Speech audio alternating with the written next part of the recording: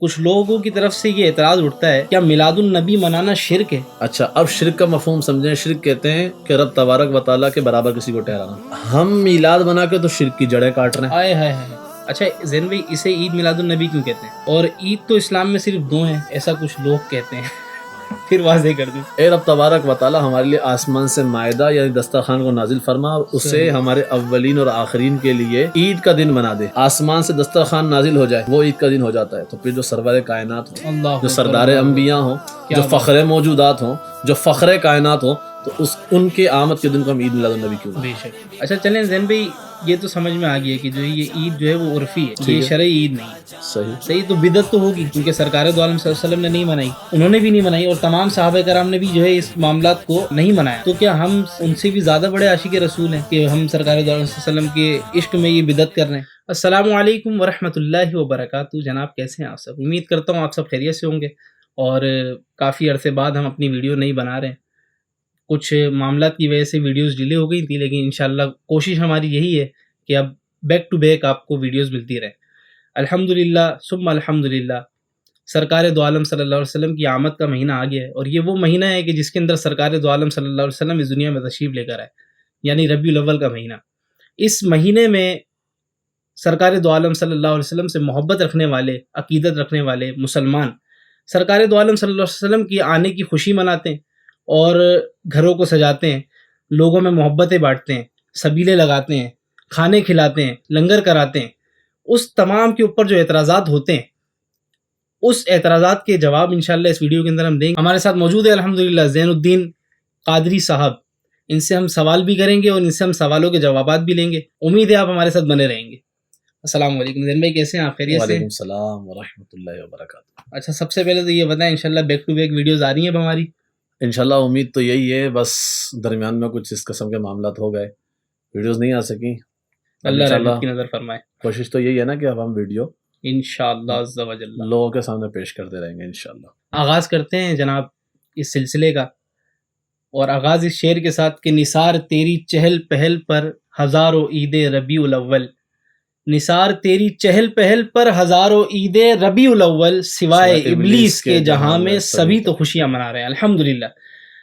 زین بھائی، سب سے پہلا سوال ہمارا یہ ہے کہ کچھ لوگوں کی طرف سے یہ اعتراض اٹھتا ہے کیا میلاد النبی منانا شرک ہے؟ الحمدللہ رب العالمین والصلاۃ والسلام علی خاتم النبیین۔ سب سے پہلے تو ویورز کو یہ بتا دیں کہ بھئی آپ کو اور میرا ایسا عقیدہ نہیں ہے، لوگ جو اعتراض کرتے ہیں الحمدللہ اس کا جواب دے رہے ہیں۔ اسامہ بھائی، کوئی بھی عقل مند انسان ہوگا نا یہ سوال ہی نہیں کرے گا۔ صحیح۔ میلاد کہتے ہیں، میلاد عربی زبان میں جو ہے نا وہ میلاد کا معنی ہوتا ہے پیدا ہونا۔ صحیح۔ یعنی یہ عربی میں یوں ہوتا ہے ولد یولد مولدن، صحیح، اس لیے اس کو مولد النبی بھی کہتے ہیں۔ اور عرب شریف میں اس طریقے سے جو انڈیا کے بعد مولود النبی، آج بھی مولود شریف کہتے ہیں اسے۔ تو میلاد کا مطلب ہے پیدا ہونا۔ اچھا، اب شرک کا مفہوم سمجھیں۔ شرک کہتے ہیں کہ رب تبارک و تعالیٰ کے برابر کسی کو ٹھہرانا۔ اللہ تو معاذ اللہ جو یہ کہے کہ میلاد منانا شرک ہے، تو معاذ اللہ کیا وہ خدا کو پیدا ہونے والا کہہ رہا ہے؟ جبکہ رب تبارک و تعالیٰ تو وہ ہے جو کہ ازل سے ہے اور ابد تک رہے گا۔ رب تبارک و تعالیٰ خالق کائنات ہے۔ اچھا، ہم میلاد بنا کے تو شرک کی جڑیں کاٹ رہے ہیں، کیونکہ میلاد بنا کے ہم یہ بتا رہے ہیں کہ پیارے آقا صلی اللہ تعالی علیہ وسلم کو رب تبارک و تعالیٰ نے پیدا کیا، وہ پیدا ہوئے۔ بالکل، بے شک۔ جو پیدا ہو وہ خدا ہو نہیں سکتا۔ بالکل بالکل۔ اور جو خدا ہے تو وہ لم یلد ولم یولد، نہ تو وہ کسی سے پیدا ہوا اور نہ ہی اس سے کچھ پیدا ہوا۔ صحیح نا؟ لم یلد، نہ تو وہ پیدا ہوا، بالکل، ولم یولد، اور نہ ہی اس سے کوئی پیدا ہوا۔ یہ تو ہمارا عقیدہ ہے، اسلام کا عقیدہ یہی ہے۔ تو میلاد منا کر دراصل ہم لوگوں کو یہ بتاتے ہیں کہ دیکھو حضور علیہ الصلوۃ والسلام خدا نہیں ہے، بے شک، کیونکہ جو پیدا ہو وہ خدا ہوتا۔ اب سوچو کتنے بڑے بد عقل، بے وقوف، بد نسل قسم کے لوگ ہیں جو معاذ اللہ میلاد بنانے کو شرک کہیں، جبکہ ہمارا تو عقیدہ یہ ہے کہ اللہ تبارک و تعالیٰ تو وہ ہے جسے کسی نے پیدا نہیں کیا۔ بے شک، رب تبارک و تعالیٰ خود سے ہے، ازل سے ہے، ابد تک رہے گا۔ اور رب تبارک و تعالیٰ نے تمام مخلوقات کو پیدا کیا، حضور کی ولادت ہوئی، اس کا مطلب ہے حضور مخلوق ہیں۔ اسی لیے تو اعلیٰ حضرت نے فرمایا وہ خدا نہیں، بخدا نہیں، مگر وہ خدا سے جدا نہیں، وہ ہے کیا مگر وہ ہے کیا نہیں، یہ وہی محبوب کی بات ہے۔ اللہ اکبر۔ خدا کا ذکر کریں، ذکر مصطفیٰ نہ کریں، ہائے ہائے ہائے، ہمارے منہ میں ہو ایسی زبان خدا نہ کرے۔ تو امید ہے ناظرین آپ کو اس بات کا جواب مل گیا ہوگا اور بخوبی مل گیا ہوگا۔ بڑھتے ہیں دوسرے سوال کی جانب۔ اچھا زین بھائی، اسے عید میلاد النبی کیوں کہتے ہیں؟ اور عید تو اسلام میں صرف 2 ہیں، ایسا کچھ لوگ کہتے ہیں، پھر واضح کر دوں. دیکھیں عید میلاد النبی ہم اسے کیوں کہتے ہیں؟ جی تو عید کہتے ہیں خوشی کو نا. عید کا معنی جو ایک لغوی معنی ہے وہ ہے خوشی. اب کہیں گے کہ بھائی عید میلاد النبی کیوں کہتے ہیں؟ عید تو صرف جو ہے نا وہ اسلام میں 2 ہی ہیں. تو اب سوال یہ ہے کہ مجھے ایک بات بتائیں، پہلے میں آپ سے ایک سوال کر لیتا ہوں. یہ بتائیں کہ ایک دسترخوان ہو، یہ بتائیں کہ اس کی فضیلت زیادہ ہے یا ایک نبی ہو اس کی فضیلت زیادہ ہے؟ بے شک اس میں کوئی شک نہیں کہ نبی کی فضیلت زیادہ ہے. نبی کی فضیلت زیادہ ہے. اب دیکھیں قرآن پاک کے اندر سورہ مائدہ کے اندر رب تبارک و تعالیٰ نے ایک قول نقل کیا حضرت عیسیٰ علیہ السلام کا، اور وہ قول کیا ہے کہ انہوں نے رب تبارک و تعالیٰ سے دعا کی. دعا کیا کی؟ ربنا انزل علینا مائدۃ من السماء وتکون لنا عیدا لاولنا وآخرنا. اے رب تبارک و تعالیٰ ہمارے لیے آسمان سے مائدہ یعنی دسترخوان کو نازل فرما اور اسے ہمارے اولین اور آخرین کے لیے عید کا دن بنا دے. اب حضرت عیسیٰ علیہ السلام نے دعا فرمائی، وہ دعا مانگی، وہ دسترخوان بھی نازل ہوا، اور اس دسترخوان کے نازل ہونے کے واقعے کو رب تبارک و تعالیٰ نے قرآن میں ذکر کیا. اور حضرت عیسیٰ علیہ السلام یہ کہ عرض کر رہے ہیں رب تبارک و تعالیٰ کی بارگاہ میں کہ اسے ہمارے اولین آخرین اگلے اور پچھلوں کے لیے عید کا دن بنا دے. اب بتاؤ اگر دسترخوان نازل ہو اس کے لیے اس کو عید کا دن بنانے کی حضرت عیسیٰ علیہ السلام تمنا کریں، رب تبارک ہاں، اور قرآن میں ہمیں اللہ تبارک و تعالیٰ نے بتایا، تو بتاؤ پھر حضور علیہ السلام کی ولادت کے دن کو اگر عید میلاد النبی کہہ دیا تو پھر کیا مسئلہ؟ کیا بات ہے. بے شک. اچھا اسلام میں عیدیں تو صرف 2 ہیں، تو 2 نہیں ہیں، تیسری بھی ہے، جسے قرآن پاک میں اپنا جسے حضور علیہ السلام نے حدیث میں فرمایا الجمعۃ یوم العید. صحیح. عید کا دن اس کو بھی تو کہا گیا نا. تو عید کا دن جو ہے وہ جمعے کا دن بھی، یعنی ہر جمعہ عید ہے، یعنی ہمارے لیے 52 جمعے آتے ہیں. 52 جمعے آتے تو 52 عیدیں ہو گئی. اللہ. تو اسامہ بھائی اصل میں مقصد یہ ہے کہ بھائی نہ مناؤ. اگر آپ کو نہیں سمجھ میں رہا، ہم تو اسے فرض بھی نہیں کہتے، بالکل ایسا ہی ہے. ہم جو ہے نا وہ میلاد منانے کو واجب بھی نہیں کہتے، ہم تو اسے کہتے ہیں مستحب عمل ہے، اچھا عمل ہے، اچھا عمل، خوشی سے کرو تو حضور خوش ہو جائیں. اب اس کو کوئی یہ سمجھے کہ نہیں بھائی اب اس کی توجیحات نکالے یوں ایسا ویسا، تو اب پھر ہم یہ کہیں گے کہ جب ایک آسمان سے دسترخوان نازل ہو جائے وہ عید کا دن ہو جاتا ہے، تو پھر جو سرور کائنات ہوں، جو سردار انبیاء ہوں، جو فخر موجودات ہوں، جو فخر کائنات ہوں، تو ان کے آمد کے دن کو ہم عید میلاد النبی کیوں نہ؟ بے شک بے شک. کیا باتیں ماشاءاللہ، بڑے ہی پیارا جواب دیا زین بھائی نے. بڑھتے ہیں اگلے سوال کی طرف. اگر یہ عید ہی ہے تو اس کا روزہ کیوں رکھتے ہیں؟ کیا بات ہے، اس کا کچھ جواب تو میں پیچھے جو بھی بات کر کے گیا ہوں اس میں دے چکا ہوں. اچھا یہ بتائیں، ہم تو ایک تو اسے ایک ہوتا ہے عید عرفی، ایک ہوتا ہے عید شرعی. ہم اسے عید شرعی نہیں مانتے، یعنی جسے شریعت نے مقرر کر دیا جیسے عید الفطر، عید الاضحیٰ وغیرہ، ہم اسے عید شرعی نہیں مانتے، ہم اسے عید عرفی مانتے. نہیں عرف عام میں عید میلاد النبی عید مشہور ہو گیا تو ہم اسے عرفی. تو اب اگر کوئی یہ اعتراض کرتا ہے کہ بھائی عید ہی ہے تو پھر روزہ کیوں رکھتے ہو، تو پھر ان کو کہو، کہنے والوں کو کہو بھائی یہ بتاؤ، سوال یہ ہے کہ فرض روزے رکھنے کا مہینہ کون سا ہے؟ رمضان مبارک ہے. بالکل ایسا ہی ہے. اور حضور نے فرمایا الجمعۃ یوم العید، جمعہ مسلمانوں کے لیے عید کا دن ہے. تو پھر رمضان میں وہ جو 4 جمعے 5 جمعہ تو اس میں روزہ رکھتے ہیں، کیوں رکھتے ہو؟ پھر کہو کہ بھائی عید کا دن ہے، عید کے دن تو روزہ نہیں رکھا جاتا. ہمیں تو حدیث سے پتا حضور جمعے کو عید کا دن بھی فرما رہے ہیں کہ یہ عید کا دن ہے مسلمانوں کے لیے، اس کے باوجود اس میں روزہ بھی رکھا جا رہا ہے. تو بھائی جس طریقے سے جمعے کے دن جو ہے وہ چونکہ وہ دیکھو یہ شرعی ہم اس کو عید نہیں مانتے نا، بالکل ہم اسے عرفی عید مانتے ہیں. تو جب جمعے کے دن بھی پھر بندہ روزہ چھوڑ دے، بولے کہ بھائی عید میں تو روزہ نہیں رکھنا چاہیے، تو رمضان میں جو 4 جمعے 5 جمعے ہم اس کا بھی روزہ نہیں رکھیں گے. ناظرین مزید سوال کی طرف آگے بڑھتے ہیں. اچھا چلیں زین بھائی، یہ تو سمجھ میں آ گیا کہ جو یہ عید جو ہے وہ عرفی ہے، یہ شرعی عید نہیں. صحیح. تو بدعت تو ہوگی کیونکہ سرکار دو عالم صلی اللہ علیہ وسلم نے نہیں منائی. پھر اپنا حضرت ابو بکر صدیق رضی اللہ تعالیٰ عنہ، حضرت عمر فاروق رضی اللہ تعالیٰ عنہ، حضرت عثمان غنی رضی اللہ تعالیٰ عنہ، حضرت علی المرتضیٰ کرم اللہ الوجہ، انہوں نے بھی نہیں منائی، اور تمام صحابہ کرام نے بھی جو ہے اس معاملات کو نہیں منایا. تو کیا ہم ان سے بھی زیادہ بڑے عاشق رسول ہیں کہ ہم سرکار دو عالم صلی اللہ علیہ وسلم کے عشق میں یہ بدعت کر رہے ہیں؟ سوال آپ کا جو آپ نے کیا کہ حضور نے بھی نہیں منایا، صحابہ نے بھی نہیں منایا، اور فلاں نے نہیں منایا، فلاں نے نہیں منایا. دیکھیں سب سے پہلے تو عید میلاد النبی کو یوں سمجھیں، عید میلاد النبی اصل میں ہے کیا؟ عید میلاد النبی میں ہم کرتے کیا ہے؟ حضور علیہ السلام کی آمد کا ذکر کرتے ہیں. صحیح. حضور علیہ السلام کے معجزات کو بیان کرتے ہیں، حضور کے فضائل، حضور کے خصائص، حضور کی خصوصیات، اور حضور علیہ السلام کا مقام و مرتبہ، اس کو بیان کرتے ہیں. دیکھیں میلاد میں 3 چیزیں ہیں. سب سے پہلے تلاوت کلام پاک، پھر اس کے بعد نعت رسول مقبول صلی اللہ علیہ وسلم، اور اس کے بعد جو ہے وہ حضور علیہ السلام کی فضیلت سیرت وغیرہ بیان کرنا، صحیح، آخری میں دعا. ان میں سے کون سی چیز غلط ہے پہلے تو بندہ یہ ثابت کر دے. اس میں سے کوئی بھی چیز غلط نہیں. جب کوئی چیز غلط نہیں تو میلاد النبی کے نام پر اگر ان ساری چیزوں کو اکٹھا کر کے کہہ دیا تو غلط کیسے ہو گیا؟ اللہ پہلی چیز. دوسری چیز یہ کہ منانے کے طریقے الگ الگ ہیں. حضور علیہ السلام جو ہے ہر پیر کے دن کا روزہ رکھا کرتے تھے. صحیح. حضور علیہ السلام سے جب سوال کیا گیا، بخاری شریف کی حدیث ہے، حضور سے جو پیر کے دن کے روزے کے بارے میں سوال کیا گیا، حضور نے فرمایا یوم ولدت. حضور نے فرمایا میں پیر کے دن کا روزہ رکھتا تھا. صحیح. روزہ اس لیے رکھتا ہوں کیونکہ میں اس دن پیدا کیا گیا. اللہ اکبر. حضور اپنا جو ہے وہ ولادت کا دن جو ہے وہ روزہ رکھ کے منا رہے ہیں.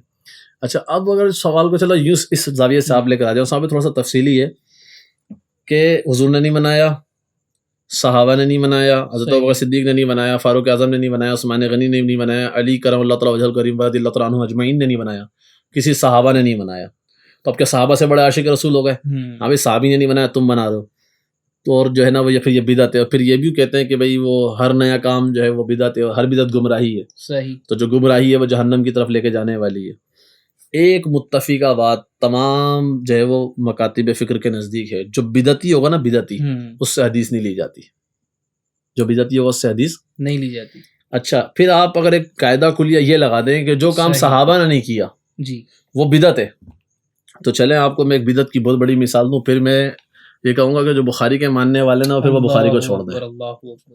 اسامہ بھائی جو بخاری شریف کے ماننے والے ہیں پھر وہ بخاری کو چھوڑ دیں. بخاری شریف کے بارے میں کہا جاتا ہے اصح الکتبی بعد کتاب اللہ تعالیٰ، تمام کتابوں میں سب سے صحیح ترین کتاب اللہ عز و جل کی کتاب کے بعد اگر کوئی ہے تو وہ بخاری شریف ہے. اللہ اکبر، سبحان اللہ. اچھا اس بخاری شریف کو میں کیوں دکھا رہا ہوں؟ میں کہتا ہوں کہ جو یہ کہتا ہے نا کہ جو کام کسی صحابی نے نہیں کیا، جی ہاں اگر وہ کوئی شخص کر رہا ہے تو وہ بدعتی ہے نا. تو پھر ایک جو طے شدہ اصول ہے محدثین کا بھی کہ جو بھی شخص بدعتی ہوتا ہے اس سے کسی قسم کی کوئی حدیث نہیں لی جاتی کیونکہ گمراہ ہے، اس سے ویسے حدیث نہیں لی جائے گی. اب ہم چلتے ہیں بخاری شریف کے مقدمے کی طرف. جو بخاری شریف کو مانتے ہیں نا، جو بھی مکتب فکر والے، وہ چاہے وہ دیوبندی ہوں، وہابی ہوں، اہل حدیث ہوں، دنیا جان کے کسی بھی مکتب فکر کے لوگ ہوں، بخاری کو تو مانتے ہی مانتے ہیں. بالکل. اچھا اپنی ختم بخاری کی محفلوں میں ایک چیز کا تکرار بار بار کرتے ہیں، کہتے ہیں بھائی امام بخاری علیہ رحمہ کی جو نا وہ سب سے بڑی جو نا خاصیت یہ ہے کہ حضرت نے اس کتاب کو 16 سال میں تحریر فرمایا. صحیح.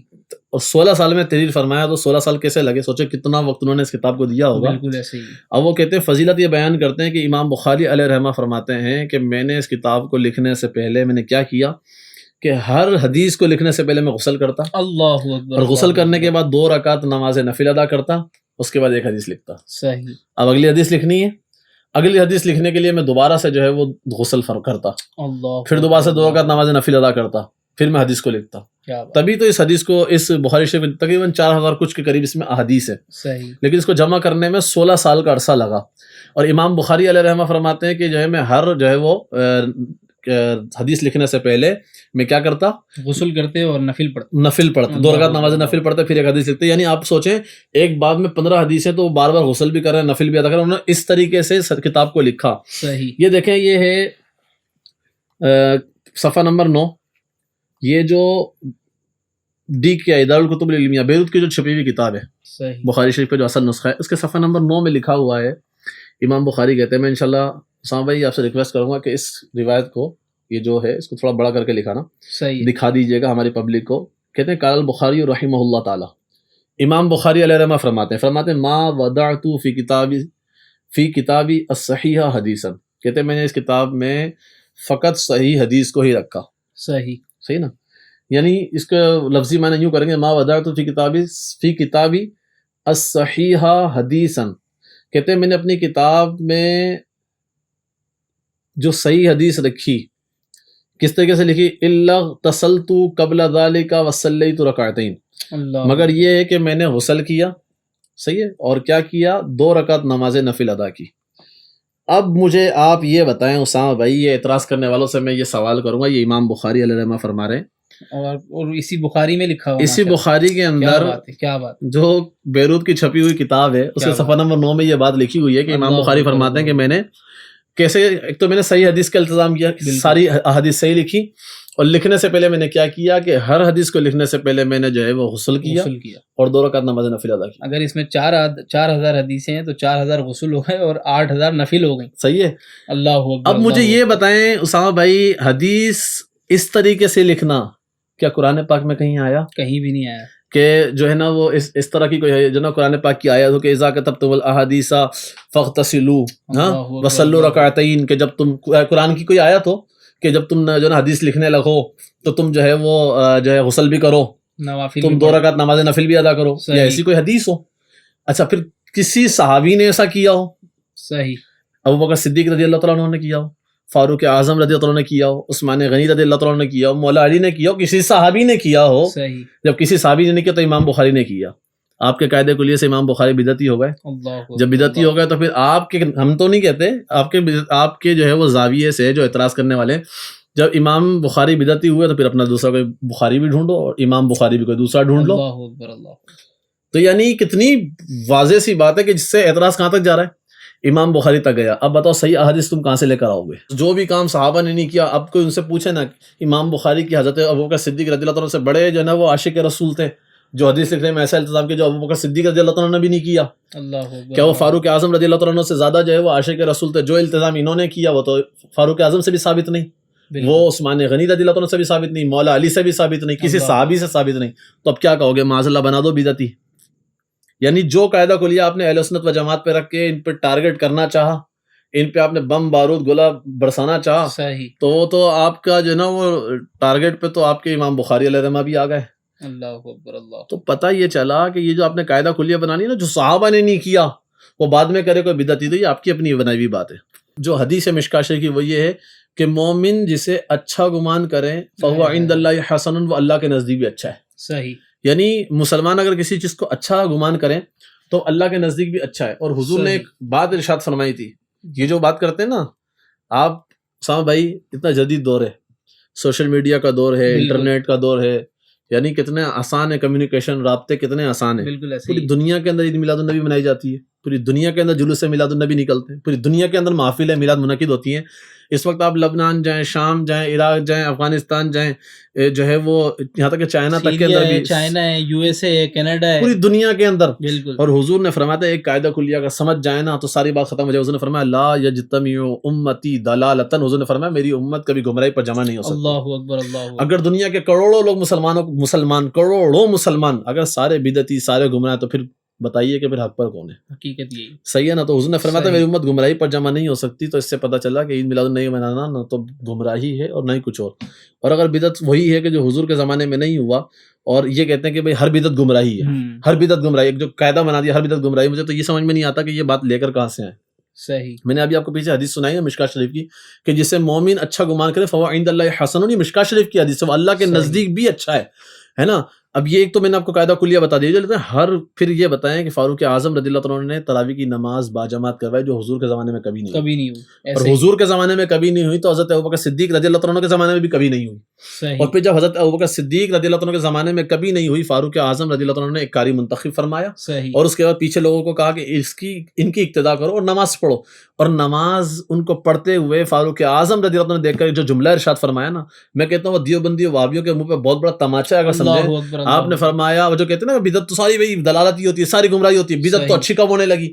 وہ بندر جس کو سوائے شادیوں کے اور کوئی نہیں سوچتی، وہ بیٹھ کے صرف 4 شادیوں کی ہی بات کرتا ہے، اس بندر کو اور کوئی بات نہیں سوچتی، اس کو ہر جو ہے نا وہ سواد اعظم اہل سنت و جماعت کا کام جو اسے غلط نظر آتا ہے. اس بندر نے شاید یہ حدیث نہیں پڑھی، پڑھ کے بھی قطع نظر کر دیتے جب مسلمانوں پہ فتوے لگانا ہو کہ آپ نے جو ہے وہ نماز کو پڑھتے ہوئے دیکھا. صحیح. جب وہ تراویح کی نماز فاروق اعظم نے پڑھتے ہوئے دیکھا تو آپ نے فرمایا نعم البدعۃ ہذہ، آپ نے فرمایا کیا ہی اچھی بدعت. اللہ اکبر. اب بتاؤ اگر بدعت بری نہیں ہوتی تو کیا تم فاروق اعظم رضی اللہ عنہ سے زیادہ جاننے والے ہو؟ صحیح ہے نا. تو مراد کیا ہے کہ بدعت بھی 2 قسم کی ہوتی ہے، ایک ہوتی ہے بدعت حسنہ، بدعت سیئہ. اور بدعت حسنہ اور سیئہ میں فرق کیا ہے؟ بہت آسان سا فرق ہے. بدعت حسنہ وہ ہے جس سے اسلام کے کسی بھی شرعی تقاضوں کو کوئی نقصان نہ پہنچے بلکہ اس میں اضافہ ہو، فائدہ ہی ہو، اس کے اندر وہ کوئی بگاڑ بری صورت میں نہ ہو، شریعت سے کوئی ٹکراؤ نہ ہو، ہاں بری صورت میں نہ ہو، تو وہ درست ہے.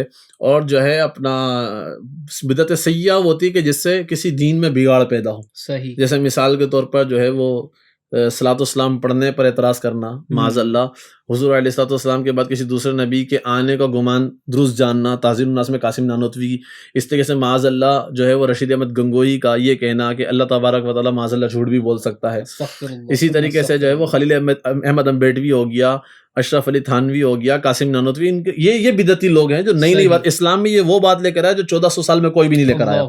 تو اسلام کے اندر جو بری بات لانے والے تو بدعت سیاح کرنے والے سب سے بڑے یہ ہوا جو مسلمانوں کو بدعتی کہتے ہیں۔ تو پتہ چلا کہ یہ جو کہتے ہیں بدعت بھائی کوئی اچھی بری نہیں، بری اچھی کوئی نہیں ہوتی، صرف بری ہوتی ہے۔ تو یہ جو بندر بیٹھ کے جو بتا رہے ہوتے ہیں لوگوں کو، تو بات یہ ہے کہ اگر نہیں تھی پھر فاروق اعظم رضی اللہ عنہ اس جملے کو کیا کہو گے؟ تو پتہ یہ چلا کہ ہر وہ کام جو قرآن و سنت سے نہ ٹکرائے، جو قرآن و سنت میں بگاڑ پیدا نہ کرے، اور جس سے اسلام میں ایک حسن آتا ہو، ایک نکھار آتا ہو، ایک بہتری آتی ہو، تو وہ کام درست ہے۔ اور اگر اسے مسلمان درست جانتے ہیں، اور حضور کی یہ حدیث بھی، حضور نے فرمایا لا یجتمع امتی ضلالۃ، حضور نے فرمایا میری امت کبھی گمراہی پر جمع نہیں ہو سکتی۔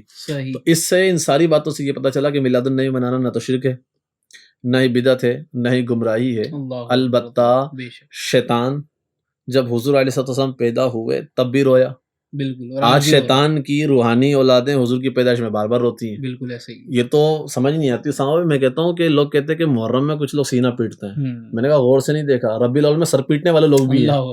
کیا بات، محرم میں سینہ پیٹنے والے اور ربیع الاول میں سر پیٹنے والے، خاک ڈالنے والے، ان کا بس نہیں چلتا کہ یہ بولیں کہ بھائی اس مہینے کی مناسبت سے ہم بھی ماتم کریں گے۔ صحیح بات۔ تو رب تبارک و تعالیٰ ہمیں محفوظ فرمائے اور حضور سے سچی عقیدت و محبت عطا فرمائے۔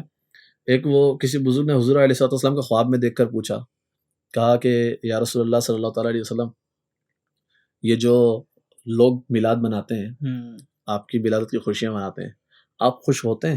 حضور نے فرمایا جو ہم سے خوش ہوتا ہے ہم بھی اس سے خوش ہوتے ہیں۔ کیا بات ہے۔ اچھا، ایک صلی اللہ تعالیٰ علیہ محمد میں حدیث میں نے آج ہی بیان کی تھی، میں انشاءاللہ آپ کو وہ مجھے صفحہ نمبر بھی اتفاق سے یاد ہو گیا، اتنا اچھا حافظہ نہیں ہے میرا، لیکن یاد ہو گیا کیونکہ میں نے آج وہ حدیث بیان کی تھی۔ تو 961 صفحہ نمبر کتاب النکاح کے اندر، اور باب ہے وَأُمَّهَاتُكُمُ اللَّاتِي أَرْضَعْنَكُمْ، صحیح، أَرْضَعْنَكُمْ، اس باب کے اندر اور اس کتاب کے اندر ایک حدیث لکھی ہوئی ہے جی، بہت مختصر کر کے سنا رہا ہوں۔ حضور علیہ السلام کا ایک چچا تھا جس کا نام تھا ابو لہب، اور بچہ یہ جانتا ہے کہ سورہ لہب قرآن کی 30ویں پارے کے اندر آخری کی صورت میں موجود ہے، تبت یدا ابی لہب، یعنی جس رب تبارک و تعالیٰ نے جس کی مذمت میں کہا کہ ابو لہب کے دونوں ہاتھ تباہ و برباد ہو جائے۔ صحیح۔ اب دیکھو محبت کے تقاضے یہ ہوتے ہیں فاں بھائی کہ رب تبارک و تعالیٰ کے محبوب ہے نا، اس نے حضور علیہ السلام کے لیے جملہ کہا تو رب تبارک و تعالیٰ نے جو ہے وہ آیت نازل فرما دی اور کہا کہ ابو لہب کے ہاتھ برباد ہو جائیں، ابو لہب کے ہاتھ جو ہے وہ تباہ ہو جائیں۔ کیا بات۔ وہ ابو لہب، وہ کیا ہوا کہ اس کی جو ہے لونڈی تھی سویبہ، وہ آئی اور کہنے لگی کہ نا تمہارے جو ہے نا وہ بھائی کا بیٹا پیدا ہوا ہے، صحیح، عبداللہ کا بیٹا پیدا ہوا ہے۔ اور سویبہ لونڈی نے جو ہے حضور علیہ السلام کو دودھ بھی پلایا تھا۔ جب یہ بات ہوئی نا تو اس نے تو یوں انگلی کا اشارہ کیا، سیدھا ہاتھ سے یا الٹے ہاتھ سے، جو اس نے یوں انگلی کا اشارہ کیا، اللہ جاتو آزاد ہے۔ کیا کہا؟ جاتو آزاد ہے۔ بخاری شریف کتاب النکاح باب امہاتکم اللاتی ارضعنکم کے اندر دیکھیں، کہنے لگے کہ قال عروۃ، یہ حدیث نمبر جو ہے وہ 5101۔ اب حدیث کیا ہے؟ کہنے لگے کہ فرات قال عروۃ وسویبۃ مولات لابی لہب، عروہ کہتے ہیں کہ سویبہ لونڈی جو ہے وہ سویبہ جو ہے ابو لہب کی لونڈی تھی، کانا ابو لہب اعتقہا، تو ابو لہب نے اسے آزاد کر دیا تھا۔ اچھا، آزاد کرنے کا ثواب کیا تھا؟ فرضعت النبی صلی اللہ علیہ وسلم، اس نے حضور علیہ السلام کو کیا پلایا تھا؟ دودھ پلایا تھا، صحیح۔ فلما مات ابو لہب اریہ بعض اہلہ بشر ہیبۃ، جب ابو لہب مر گیا نا اسے بعض لوگوں نے بری حالت میں دیکھا، ٹھیک ہے، صحیح۔ قال لہ ماذا لقیت، تو اس سے سوال کیا کہ تیرے ساتھ کیا گزری، تو نے کس چیز کو پایا؟ تو قال ابو لہب لم القا بعدکم خیرا، ابو لہب کہنے لگا تمہارے بعد مجھے کوئی بھلائی نہیں پہنچی، کیونکہ کافر تھا نا، تمہارے بعد مجھے کوئی بھلائی نہیں پہنچی، غیر انی سکیت فی ہذی بعتاقۃ سویبۃ، بس صرف یہ کہ جو میں نے سویبہ لونڈی کو آزاد کر دیا تھا جس انگلی سے، صحیح، کہ جا تو آزاد ہے، بس اس سے مجھے پانی دیا جاتا ہے۔ اللہ اکبر، اللہ اکبر۔ سویبہ لونڈی کو اب وہ نبی سمجھ کے نہیں آزاد کیا تھا، صحیح، اپنا بھتیجا سمجھ کے کہ میرا بھتیجا پیدا ہوا، تو نے خوشخبری دی، تو نے دودھ پلایا، جا تو آزاد ہے۔ اللہ، ابو لہب نے حضور کو نبی مان کے نہیں کہا، حضور کو نبی مان کے نہیں کہا، اپنا بھتیجا سمجھ کے خوشی میں کیا کہا؟ جا تو آزاد ہے۔ اس کا حال یہ ہے کہ اسے ہر ہفتے جو ہے اس انگلی سے جو ہے نا وہ پانی ملے اور اس سے وہ سیراب ہو جائے. اب بتاؤ وہ ابو لہب جس کی مذمت میں قرآن میں آیت آئی ہے، جب وہ حضور علیہ الصلوۃ والسلام کو نبی سمجھ کے نہیں اپنا بھتیجا سمجھ کے اس لونڈی کو آزاد کرے تو اسے ہر ہفتے اس انگلی سے پانی دیا جائے. تو جو مسلمان حضور کی محبت میں سرشار ہو کر حضور کے عشق میں جو ہے اپنے آپ کو شرابور کرنے کے بعد حضور کی ولادت کی خوشی منائے تو سوچو کیا کیا ملے گا. تو اسامہ بھائی اب جو اعتراض کرنے والا ہو نا، پھر وہ اعتراض ایک تو بخاری پہ کرے، اور پھر بخاری کے بعد مدارج النبوہ کے اندر یہ جو حدیث شیخ عبدالحق محدث دہلوی رحمۃ اللہ علیہ نے نقل کرنے کے بعد جو خلاصہ انہوں نے بیان کیا انہوں نے کہ بھئی پھر جو مسلمان ہونے کے باوجود جو ہے وہ محفل میلاد کرے تو اسے جو ہے نا وہ کیا کیا برکتیں ملیں گی. تو پھر اعتراض کرنے والے امام بخاری پہ اعتراض کریں، اس حدیث پہ اعتراض کریں، اور پھر شیخ عبدالحق محدث دہلوی رحمۃ اللہ نے اس حدیث سے کیا نتیجہ نکالا اس پہ اعتراض کرے. 800 سال سے نا مسلمانوں کا یہ طرز عمل ہے. 800 سال میں جتنے اولیاء کرام ہیں، جتنے علماء کرام ہیں، جتنے صوفیاء کرام ہیں، جتنے مشائخ عظام ہیں، کسی نے اعتراض نہیں کیا. یہ کون سے بدعتی لوگ ہیں جو حضور کی ولادت کی خوشی پہ اعتراض کرنے والے؟ رب تبارک و تعالیٰ جلنے کوڑنے کے بجائے ان کو بھی خوشی کے ساتھ عید میلاد النبی منانے کی توفیق عطا فرمائے کہ حشر تک ڈالیں گے ہم پیدائش مولا کی دھوم، مثل فارس نجد کے قلعے گراتے جائیں گے، ارے خاک ہو جائیں عدو جل کر مگر ہم تو رضا، دم میں جب تک دم ہے ذکر ان کا سناتے جائیں گے. اسی شعر کے ساتھ اس سلسلے کا اختتام کرتے ہیں. امید ہے آپ کو اس سے بہت کچھ سیکھنے کو ملا ہوگا. اسے اپنے دوستوں کے ساتھ لازمی شیئر کیجیے گا، اور اس کو جو پروگرام ہم نے کیا ہے اس کو لازمی ایک بار، میں تو کہوں گا ایک بار آپ پھر سن لیں اور مزے لے کے سن لیں. جو حوالے اس میں دیے گئے ہیں الحمدللہ اس کو ایک مرتبہ دوبارہ آپ سنیں اور اپنے دوستوں کے ساتھ، فیملی کے ساتھ لازمی شیئر کریں اچھی نیتوں کے ساتھ. اور الحمدللہ ان قریب ربیع الاول آنے والی ہے، بالکل آمد ہے. تو 12ویں کی آمد ہے. تو جتنا آپ نے پچھلے سال خوشی منائی تھی اس سے بڑھ کر خوشی منائیے، رج وج کے منانی ہے. بس ملاقات ہوگی آپ سے اگلے سلسلے میں. جب تک کے لیے ہمیں اجازت دیں. السلام علیکم ورحمۃ اللہ وبرکاتہ. اپنا خیال رکھیے گا.